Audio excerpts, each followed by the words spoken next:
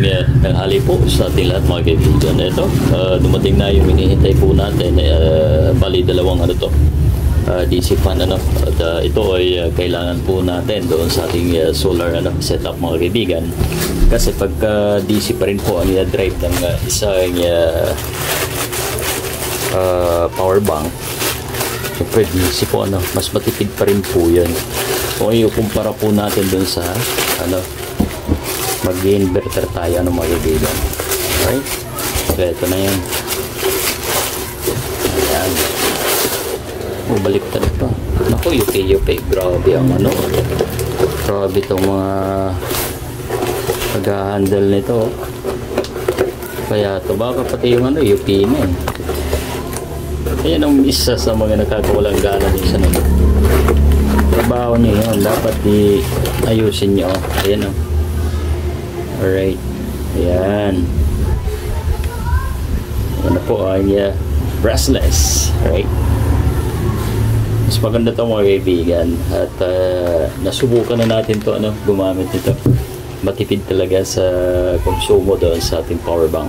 Kumpara po natin, nagagamit tayo ng inverter Ayan, dalawa po ito. Siyempre may charge today. May speed controller po tayo. Ayan. Kaya ito, yun nga lang yupi. Pero di bale,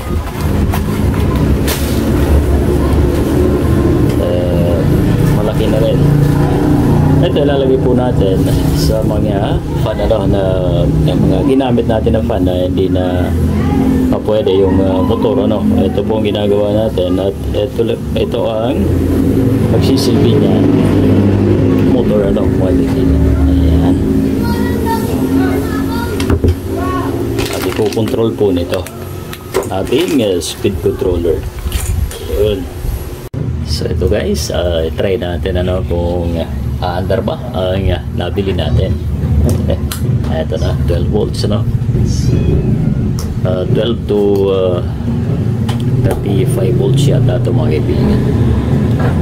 Alright, yung lakas.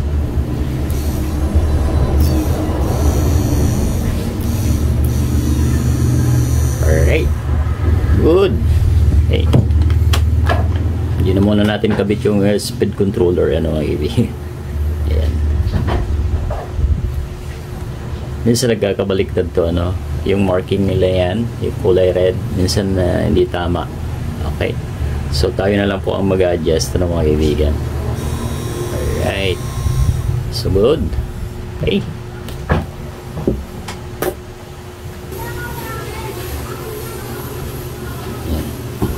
right, so yun lamang po mga kaibigan ang ating simpleng video sa araw na ito. At ito ay malaking bagay dati wala po kasi nito na binebenta sa online noong araw. So ngayon meron na. Ayan, makakatipid po talaga dun sa konsumo mga kaibigan. Alright, ito mga kabalita mas maigi po ito dun sa standard nasubukan na po natin. Alisin nyo lamang po yung sa busing at yun na, good na yan mga kaibigan, goods na. Okay. Yun, so maraming salamat ito lang po may bahagi po natin. At pagka papaandaray na po natin ay syempre ay babahagi ko rin po sa inyong lahat ng mga kaibigan. Mura lang yan, wala pa bali price ba nito?